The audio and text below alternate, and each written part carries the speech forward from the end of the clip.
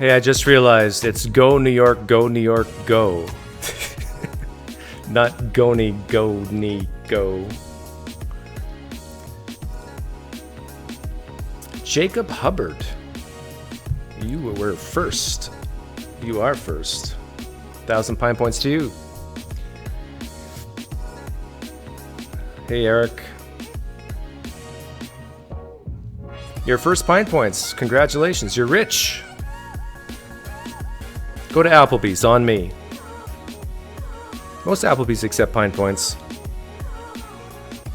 Welcome, Josh. I've never caught this live before. Yes, Justin Maurer. He has a PhD in PineCreek Studies because he's watched all my videos.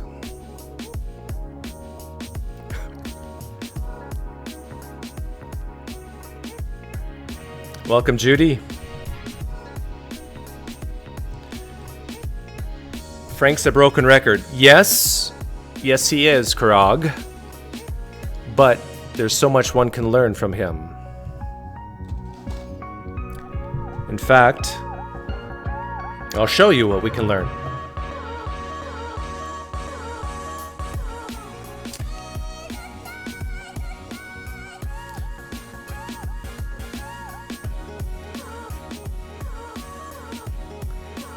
Dingus McGullicuddy. If they were called sad meals, no one would buy them. Oh, Happy Meals. I see what you're saying. Good point. The leaders of McDonald's, they're smart.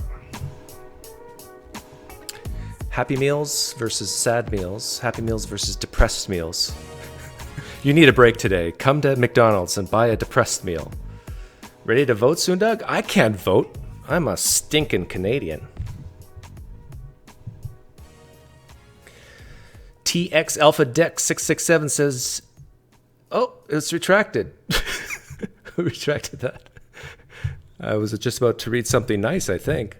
Okay, I'm going to play just 3 minutes of Frank Turek, and if anything, I'm going to steel man him, and we're going to listen to this great summation. This is from a debate a few years back against Jeffrey Lauder.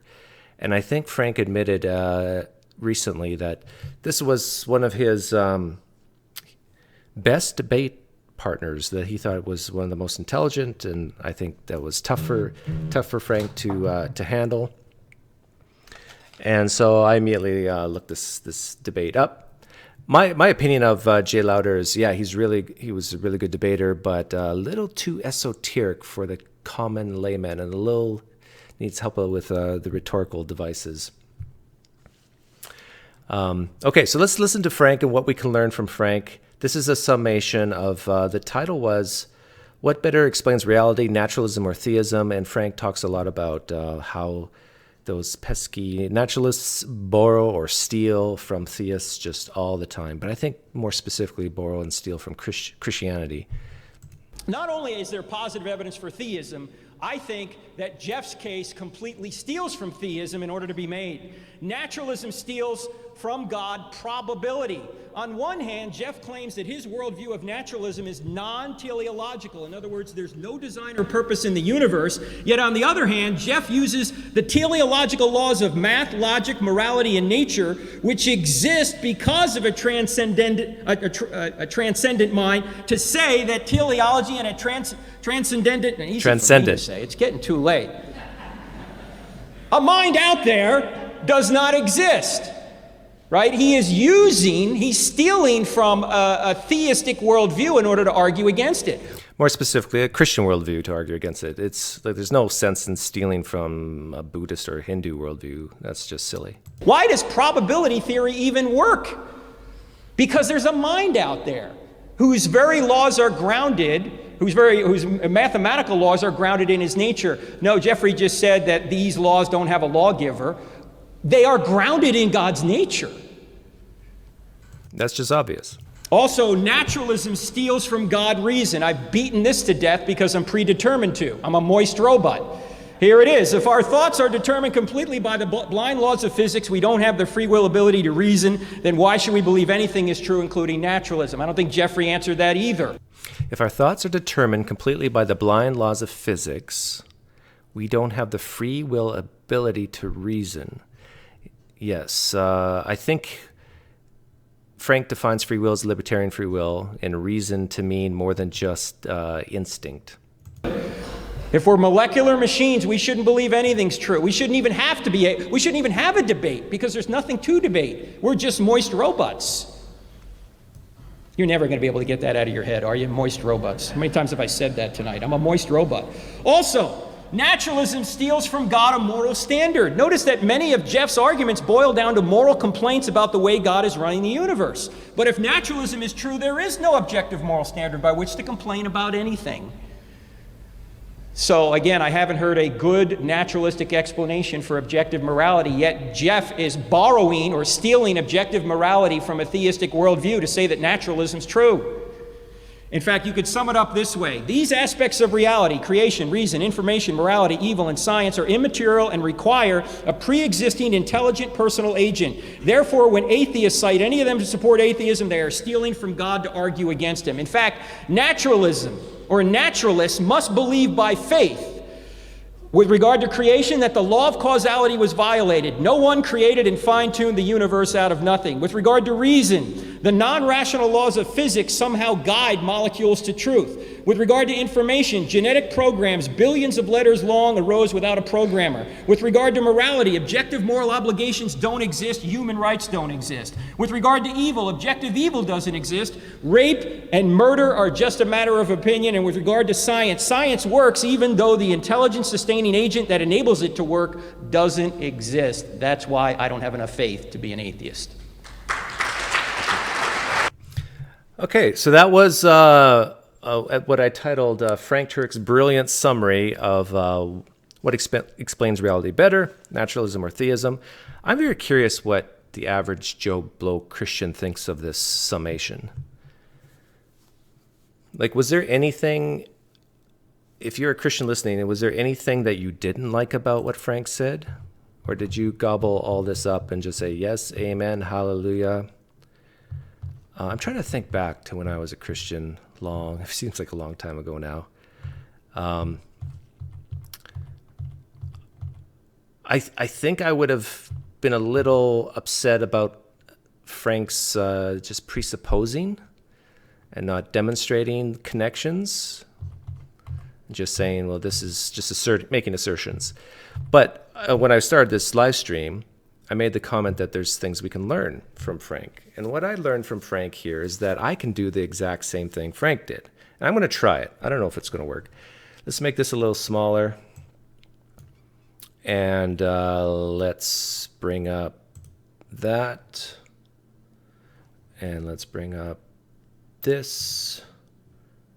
And let's make sure the edges are flush for my autistic atheist friends. And we're going to play this again, and I'm going to try to say exactly what Frank said, except flip it around. So theism steals from naturalism in regards to probability. He started there. Let's give it a try. Not only is there positive evidence for theism, I think that Jeff's case completely steals from theism in order to be made. Not only is there positive evidence for naturalism, I think Frank's case completely steals from naturalism in order to be made. Naturalism steals from God probability. On one hand, Jeff claims that his worldview of naturalism is non-teleological. In other words, there's no design or purpose in the universe. Yet on the other hand, Jeff uses the teleological laws of math, logic, morality, and nature, which exist because of a transcendent mind, to say that teleology and a transcendent, easy for me to say, it's getting too late. A mind out there does not exist. Okay, so let me try. On the one hand, Frank claims that his worldview of theism is teleological. There's design or purpose in the universe. On the other hand, Frank uses math, logic, and morality, which exist because of nature, to say that teleology and a transcendent mind do exist. Right? He's stealing from a theistic worldview in order to argue against it. Why does Frank he is stealing from a naturalistic worldview to argue against it. Probability theory even work? Because there's a mind out there whose very laws are grounded, whose mathematical laws are grounded in his nature. No. Why does probability theory even work? Because there's a universe out there where mathematical laws are grounded in its nature. They are grounded in the universe's nature. Jeffrey just said that these laws don't have a lawgiver. They are grounded in God's nature. Also, naturalism steals from God reason. I've beaten this to death because I'm predetermined to. I'm a moist robot. Here it is. If our thoughts are determined completely by the blind laws of physics, we don't have the free will ability to reason, then why should we believe anything is true, including naturalism? I don't think... Okay, well, theism steals from naturalism in regards to reason. If our thoughts are determined completely by the revelation, decrees, or foreknowledge of a God, we don't have the free will ability to reason. Then why should we believe anything is true, including theism? Jeffrey answered that either. If we're molecular machines, we shouldn't believe anything's true. We shouldn't even have a debate because there's nothing to debate. We're just moist robots. If we are souls in a vessel pulled to and fro in spiritual battles, we shouldn't believe anything is true. We shouldn't even have a debate because there's nothing to debate. We are just souls in a vessel subject to the influences of the spiritual domain. You're never going to be able to get that out of your head, are you, moist robots? How many times have I said that tonight? I'm a moist robot. Also, naturalism steals from God a moral standard. Notice that many of Jeff's arguments boil down to moral complaints about the way God is running the universe. But if naturalism is true, there is no objective moral standard by which to complain about anything. Theism steals from naturalism a moral standard. Notice many of Frank's arguments boil down to moral complaints about the lack of ultimate meaning or ultimate purpose if all there is the universe. But if theism is true, there is no objective moral standard by which to complain about anything, since what is right or what is wrong is subjective and arbitrary based on God's opinion or nature. So again, I haven't heard a good naturalistic explanation for objective morality, yet Jeff is borrowing or stealing objective morality from a theistic worldview to say that naturalism's true. So again, I haven't heard a good theistic explanation for objective morality, yet Frank is borrowing or stealing objective morality from a naturalistic worldview to say that theism is true.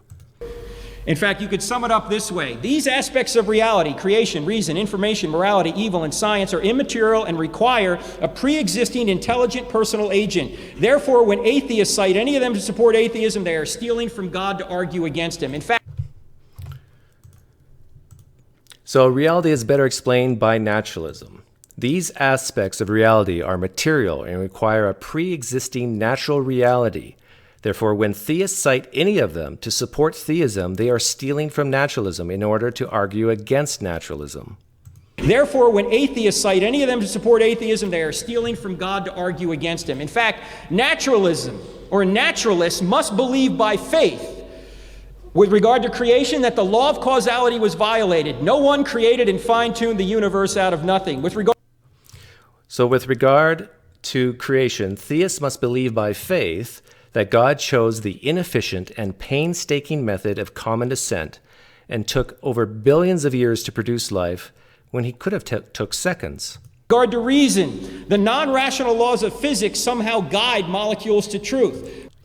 In regards to reason, God somehow guides humans to truth, but not ants, spiders, birds, dolphins, elephants, and chimps to help them survive. With regard to information, genetic programs billions of letters long arose without a programmer. With regard to information, RNA forms DNA which replicates with random mutations and genetic defects, all caused by a perfect programmer. With regard to morality, objective moral obligations don't exist, human rights don't exist. With regards to morality, objective moral obligations and rights only exist because of the subjective opinion of an all-powerful God that can hurt you if you don't follow his moral decrees, or reward you if you do. With regard to evil, objective evil doesn't exist. Rape and murder are just a matter of opinion, and with regards to evil, theists must believe by faith that Evil exists because an all-powerful God couldn't think of a better way to create, or didn't have the free will not to create a world that he knew or predicted would be evil. Rape and murder are just bad if God doesn't sanction it. Science works even though the intelligence-sustaining agent that enables it to work doesn't exist. That's In regards to science, does science exist if an intelligence-sustaining agent can intervene via miracles to interfere with gravity, or reverse entropy to make corpses come alive, or make the sun stand still in the sky? That's why I don't have enough faith to be an atheist. That's why I don't have enough faith to be a theist. Thank you. So I'm serious when I say that there's things you can learn from guys like Frank. What's interesting about Frank is, let me get rid of this. What's interesting about Frank is that when he debates naturalists or atheists, he will go precept mode, because I think for him it's the easiest. When he's talking to Christians, I think then he will go the evidential route, because I think it just kind of helps build up the confidence of Christianity to go that way. There was something else I wanted to talk about here. Frank, he talks about free will a lot, that if naturalism is true, by the way, naturalism is basically believing that the material world exists, that there's natural cause and effect and so forth, but it doesn't exclude the possibility of a deity or some supernatural realm, whatever that means. But when Frank talks about free will, I'm not exactly sure what he's talking about. Is he talking about that people have the ability to have done otherwise? Is it just a matter of making choices? But what I tend to do when a theist talks about free will is I become a Calvinist atheist. The way Calvinists deal with free will, I think, is pretty good. And I want to bring up a couple of people here. They basically reject free will, libertarian free will, that the ability to have done otherwise. And here's James White talking about free will, about the most significant choice humans can make. Well, and so the thesis that I was to defend is that man does not have free will to accept or reject Christianity. Okay, so from the Christian perspective, this is the biggest choice that one can make, to accept or reject the gospel. But here's James White saying, no, you're not free to do that. Why does he say that? Well, he answers it here briefly. And the reason I believe that is because it is God who is glorifying himself in the salvation of a specific people. And if he leaves that up to us, he is not going to be glorified in the perfect work of his Son in our behalf. Basically, I believe this because I'm a Trinitarian. And you might go, well, wait a minute, Dr. Sungenis is a Trinitarian too. Yes, that's true. We believe the Trinity for different reasons. The source is different for the two of us. However, I believe the gospel is Trinitarian. It flows from the decree of the Father. When he's talking about humans choosing or rejecting the gospel, that's just the one aspect. I think James White believes everything is decreed by God, even the Holocaust. In the perfect work of the Son, incarnation, perfect life and obedience to the Father, death, burial, resurrection, ascension, now at the right hand of the Father as an intercessor, a mediator, his one work representing those that are united with him, and from the Holy Spirit, who comes and makes these things real in our lives, in our hearts, at the time that God decrees to do so. It's Trinitarian. And the Spirit and the Son and the Father, their work cannot be destroyed by the almighty will of man. Yes, this is when Frank Turek brings up the concept of free will, and that if everything's caused ultimately by molecules in motion, then we're not really free. And it takes a God to have this type of free will. Here's another Christian saying, no, you are not free in that sense, libertarian free will. That God has decreed and through his foreknowledge has seen how everything is going to play out, and it is by his sovereign will.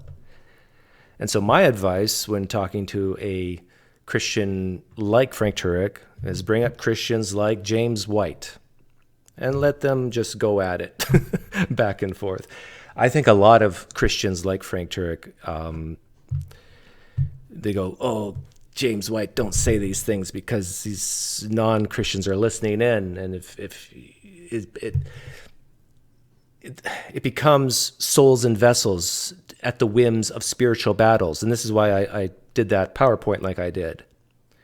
So for the Frank Turks of the world, they just want to say moist robots over and over again. And if you're an atheist or a non-Christian listening, just say, well, you're just souls and vessels being influenced by demons or angels or God or Satan.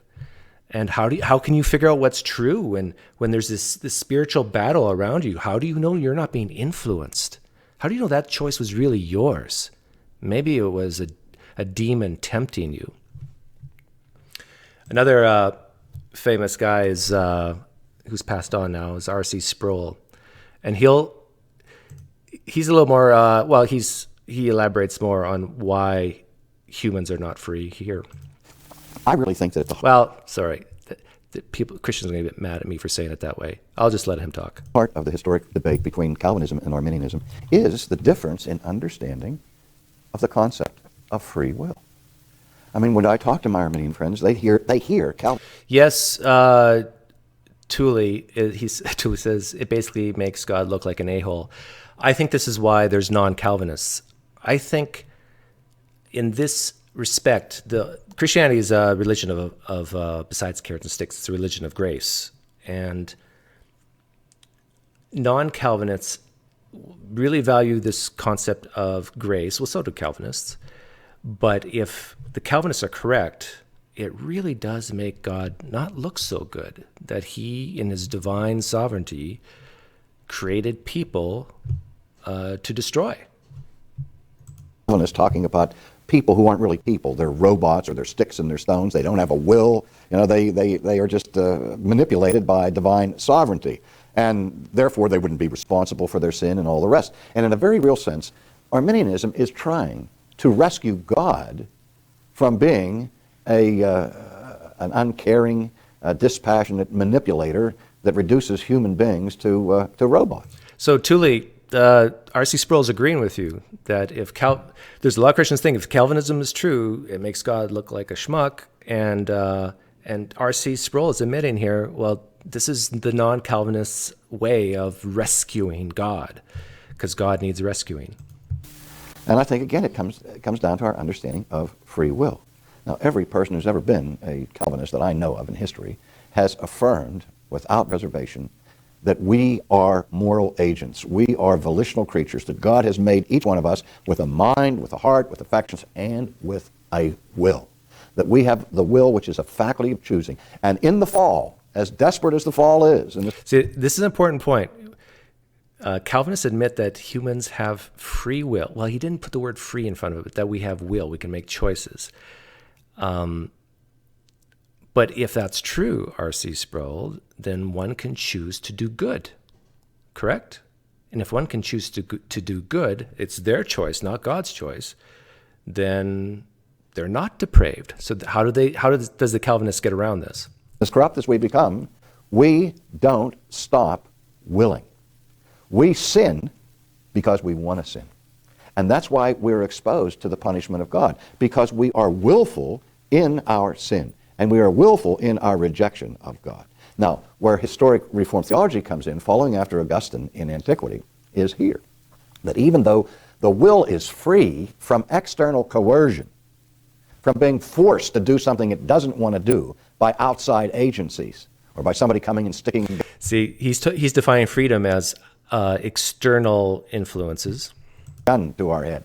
Now, or free from external influences. What we say is that the will, though it is free to do what it wants, is in bondage at the same time. Yeah, and this is where the paradox occurs. If if a Christian is free to do what he or she wants, but is in bondage at the same time, do they really have a choice to do good things? If they're a slave to sin? The Calvinist, I think, has answered no. They're not free to do good, to do other than what their nature is. So is that really freedom? Is that really a choice when you only have one option? If it's a choice between sinning or doing good, those are the two choices, sinning or not sinning. Can a non-Christian, before they've been regenerated, choose to not sin? That the Bible tells us that our wills, which are free to do what they want, are in chains. They are enslaved to sinful passions, sinful desires, sinful dispositions. Yeah, and this is where I think an atheist or a naturalist can borrow, to borrow from Frank's view, steal from Calvinists. The Calvinists is Christians or humans are in bondage. They're slaves. They got shackles on. They can only do really one thing, even though they're free, and that is to reject God, to sin, and so forth.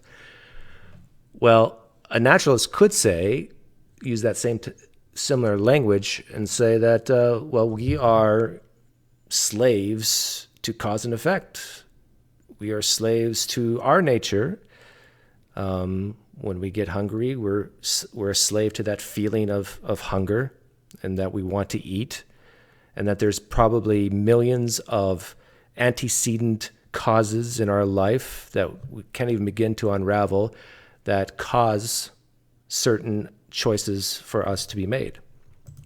And until God the Holy Spirit changes the disposition of our hearts and liberates us from that prison of bondage to evil impulses, such as Paul speaks of in Ephesians 2, where we by nature walk according to this world, walk according to the prince of the power of the air, and by nature fulfill the lusts of the flesh. We're doing that willingly and joyfully, but we're doing that willingly or joyfully. But how could the non-believer choose not to do that willingly and joyfully?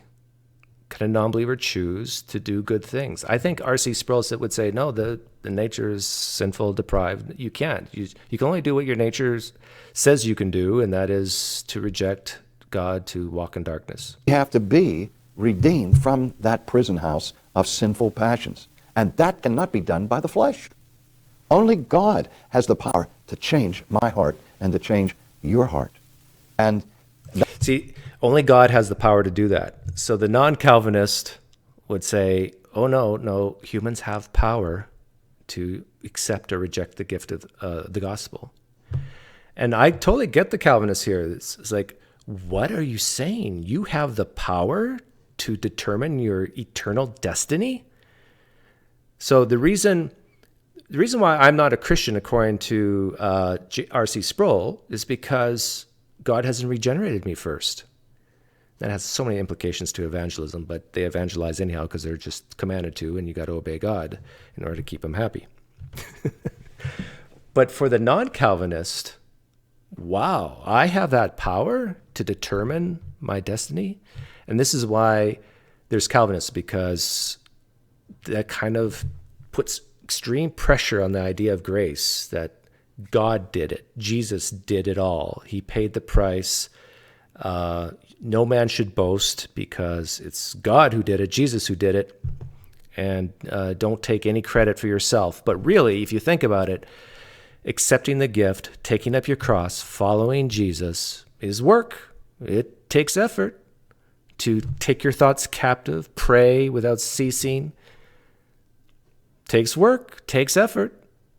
You non-Calvinists, you should be proud of being a committed Christian, because it's not easy. Narrow is the path, wide is the gate to destruction. Good for you, Christians, for taking time to have your quiet time every day. Man, you guys have power. You have so much willpower.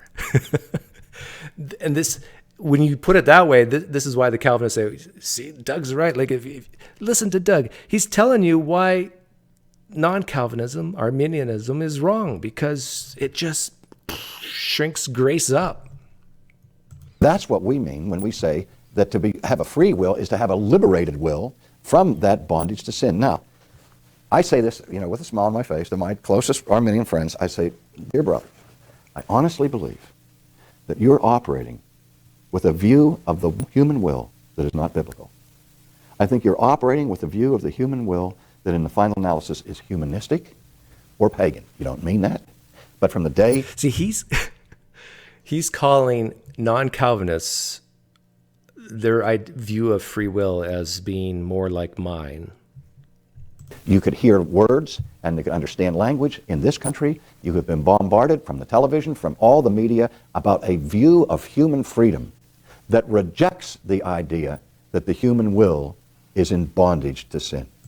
The thorn in my side is live stream chat asking, what is Doug's principles of psychological cause and effect? Does he believe it's pain, pleasure, similar to Rat Rules and Harris? Yeah, I think I lean that way. I'm open to being wrong on that, of course. I think it's so complicated. I lean towards that we're not free creatures in the sense of the ability to have done otherwise, libertarian free will, which is really scary if you think about it. I think maybe free will is an illusion, but maybe there's like a small percentage of us that are free that we could have done otherwise if we could hypothetically wind back the clock. But I do think you're right that what causes us to act is antecedent causes that ultimately boil to pain and pleasure. And I think you even see that in Christianity. Why are there Christians? Because of pain and pleasure. It's how do I get meaning and purpose? How do I get comfort? It's how do I avoid hell or go to heaven and get that reward? Pain and pleasure. Why do I eat? To reduce the pain of hunger. Why do we have sex? To get the pleasure. But I understand how it's frightening to think that we are really evolved ants. That, if you ever just look at an ant colony and all the things they do, it's pretty amazing. And you wonder, are they actually thinking about choices to go through the left tunnel or the right tunnel, or do they just do it? And then you can ask that same question about ourselves. Are we really thinking about the stuff we're doing, or do we just do it? And I understand I really do understand the theist's perspective on this, or Frank said it earlier, that we're just robots if we're molecules in motion. Are we really thinking, or is it intuition? And I think, and again, I could be wrong about this, but I think our intuitions are basically just a fast form of thinking, or our thinking is just a slow version of intuition. Like if you talk to grandmaster chess players, the number of permutations on a chessboard after the first 3 or 4 moves just explode. And chess masters, especially when they play blitz games, they can make decisions, it seems like, without even thinking. They intuit the board. You can watch grandmasters even blindfold themselves. They can see it. They can almost feel the board. They can see the moves before they happen. And you got to wonder, okay, is this level 2 cognition? Are they thinking, or are they intuiting? And it's fascinating to think about. Oh, Reed says Westworld season 3. Westworld is a great HBO show to watch. It has a lot of philosophical implications, even theological implications. But unfortunately, a lot of Christians won't watch Westworld because there's a lot of nudity. At least season 1 there was. I've heard the definition, even from Christian preachers and teachers, saying that unless the will is indifferent, that is, has no leaning to the left or to the right, no inclination to evil or inclination to righteousness, unless it has no bias to either side, it's not truly free. And then Calvinism... Yeah, and I disagree with that. I think I agree with R.C. Sproul here. I say we all have biases, we all have leanings, and where we lean is probably the things we're going to do. And what causes those leanings? The things that have happened in our life from the seconds to years prior. Teaches that your desires are only wicked continuously in your fallen condition. They would say, well, then your will isn't free. I say, well, it's free from coercion. But what it's not free from is you. Because when I choose something, I choose what I want. And if what I want is corrupt, then my choice will be corrupt. That's Yeah, but R.C. Sproul is saying that everything that a non-Christian will want is corrupt because the scriptures teach that. And so accepting the gift of salvation is a good thing, according to the Christian. But if all you can choose are corrupt things, if you take the Calvinist Reformed view, then you'll never accept the gift of salvation unless God does something in you first, unless God turns on the enlightenment switch. why I have to be changed inside of me for my will to choose the things of God. Yeah. So I've always said that Calvinism is more consistent than non-Calvinism, but I'm not so sure it is. Like, I'm really getting into open theism lately, and I think open theism might even be, at least in some sense, more biblical, but it has problems as well. So I don't know what my stance is on free will exactly. I think even if we don't have free will, it's one of those things that if we knew the absolute truth of it, if we could be omniscient and know whether we have the ability to do otherwise or not, would we want to know that? Would we want to know that knowledge? And when you're talking to guys like Frank or any presuppositionalist about things like truth and knowledge, like, you really have to repeat the definitions of what those words mean. Like, truth is that which comports to reality. But for the Christian, especially the Calvinist Christian, reality is really only that which God perceives, or that God knows or has foreordained. Because humans are fallible, and they can be subject to illusions, deception. So what do you do with the definition of truth if you're not a theist? Well, you're kind of stuck in a way, because the theist says, well, only God can know reality perfectly, and he can impart that knowledge on you through revelation. This is the common refrain from especially Calvinists. A guy like me would say, well, okay, let's pretend truth is a horizontal line. All those things that reflect reality, or things that reflect reality, that we mortal human beings, we can use methods to get to truth, and hopefully they're reliable methods, but even what we think are reliable methods may not be. And we can kind of get closer and closer to truth, but we'll never, ever touch. Why can't we ever touch it? Because we're not omniscient.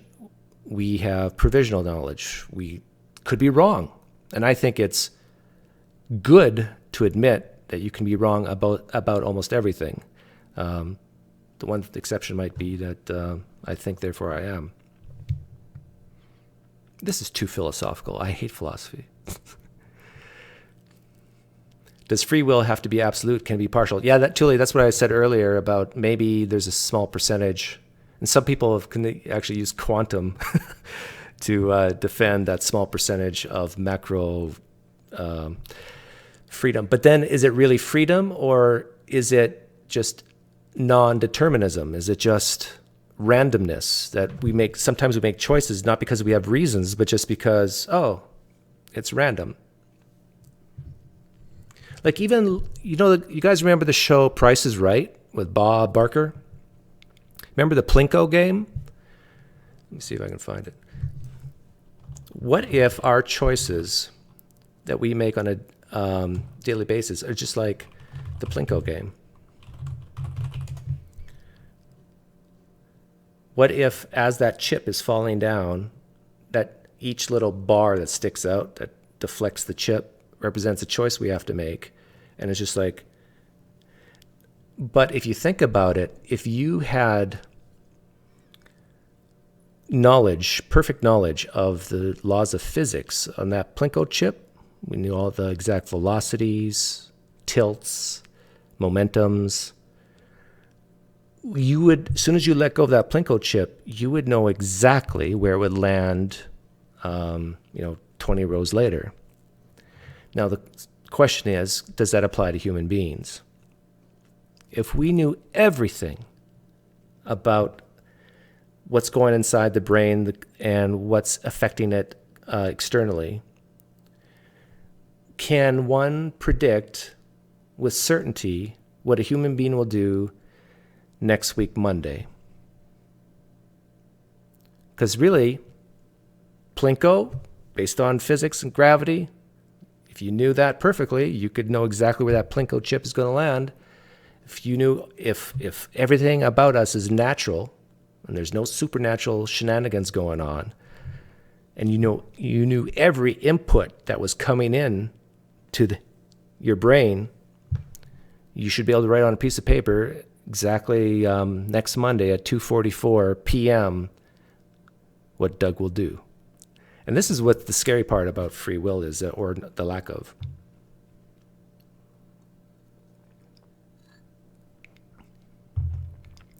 Franklin, yeah, you're saying what Frank Turek just said, what I played earlier. If choice is Plinko, then you didn't make a rational choice when you left Christianity.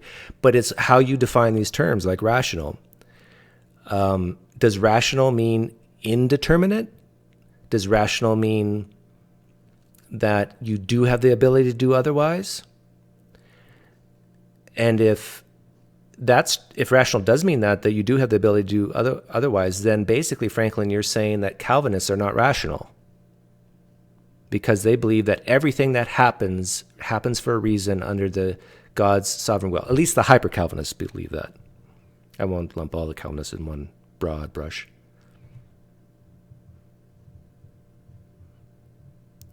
But I think most Christians would admit, whether you're a Calvinist or not, that when you make choices, you have reasons. And if you have reasons to make a choice, then it's determined, in the sense that there's an antecedent cause producing an effect. So if that's what you mean by freedom, then I would think most Christians would have no problem with determinism. But I think the idea is more fatalism, right? And Sam Harris does a good job, I think, of putting pressure on this idea of freedom. If I just said to everyone listening right now, very quickly, think of 3 colors. Go. 3 colors. Think. 3 colors. Quick. Any 3 colors you want. Quick. Were you free to choose those colors? Seriously, because weren't colors just popping into your head when I started saying it? Were you free to think of a color you've never seen before? No. Were you free to think about the colors you did think of? No. Those just popped in your head, right? Did you say, And even when you were thinking about maybe I should change the color, were you free to do that?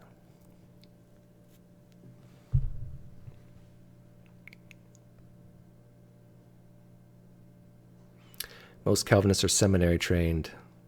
I don't know about that. One thing's interesting. I don't think I've ever met a female Calvinist. If you're a Christian who's female and a Calvinist, contact me. I would love to interview you. I think it has to do with personality types, honestly. I think Calvinists tend to be people who value justice, authority more than, say, fairness or mercy. Because the common complaint against Calvinists from even Christians is God's horrible being if Calvinism is true.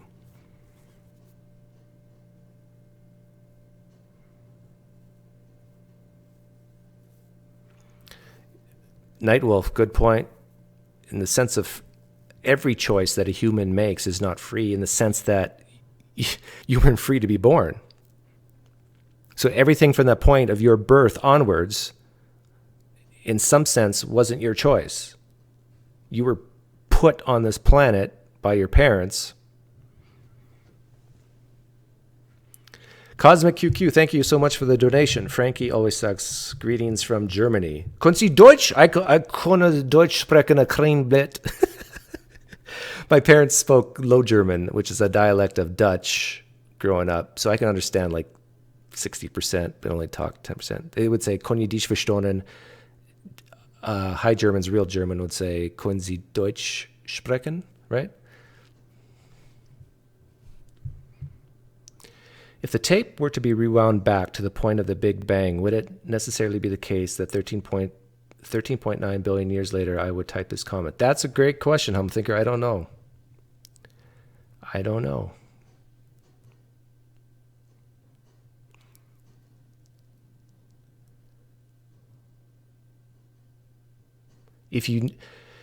According to the Calvinists, they would say yes. And I think some determinists would say yes. So the Calvinists and the determinists are same on that, I think. The only difference is they say it's because of God, and the determinists would say it's just because of nature. Plotdeutsch. Yes, Yellow Pete. Yellow Pete, how do you know Plotdeutsch? Plotdeutsch. Gar nicht schlecht.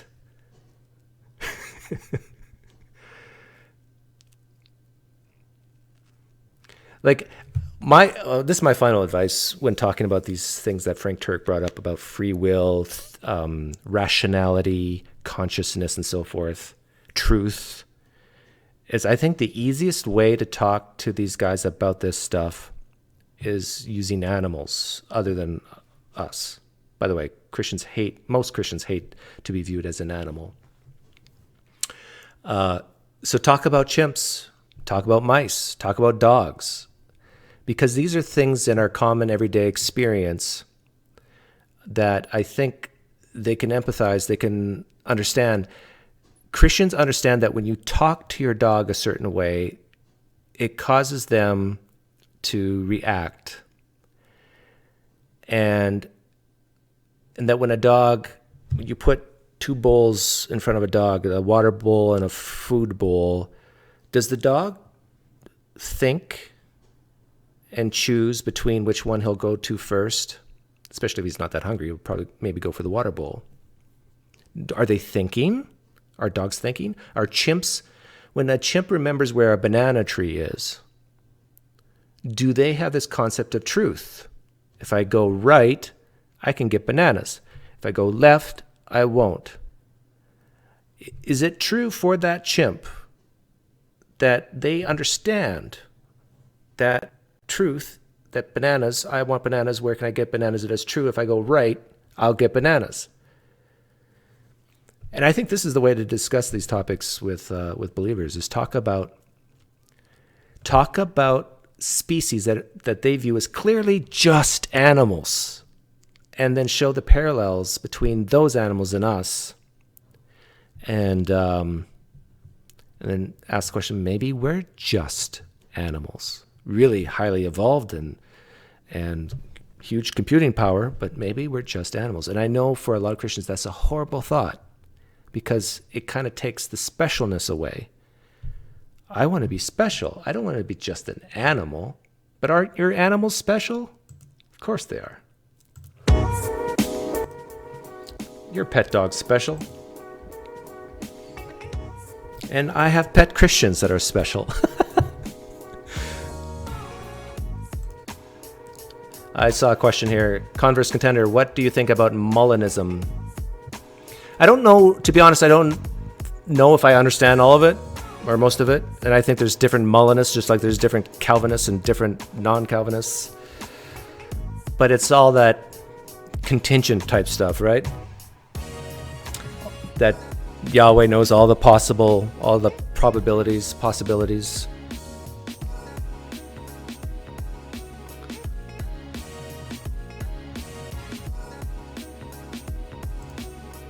But all these ideas, Molinism, open theism, middle knowledge, Calvinism, Arminianism, non-Calvinism, these are ways for Christians to solve problems.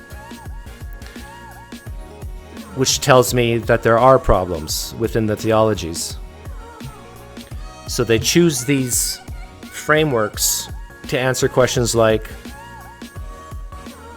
why did God create in the first place if he knew there would be evil? And so that's a problem. And so Molinists have an answer to that problem. Calvinists have an answer to that problem.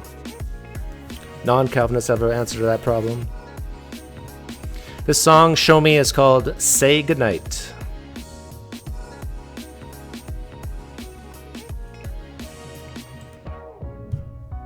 I usually try to put the full blurb about this song in the description box.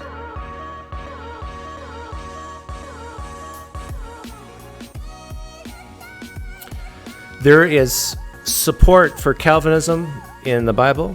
There's support for non-Calvinism in the Bible. There's support for Molinism in the Bible. There's support for open theism in the Bible. Whatever you value as a Christian, you can find. I know Christians don't like it when I say it that way, that you can make the Bible say anything you want, but it's kind of true. Poof. My apologies to Frank Turek. He was scheduled to come on and talk about why theism is better than naturalism, but we ran out of time. So guys, if you came late, rewind it and use my PowerPoint at your leisure. Take care. Have a great day.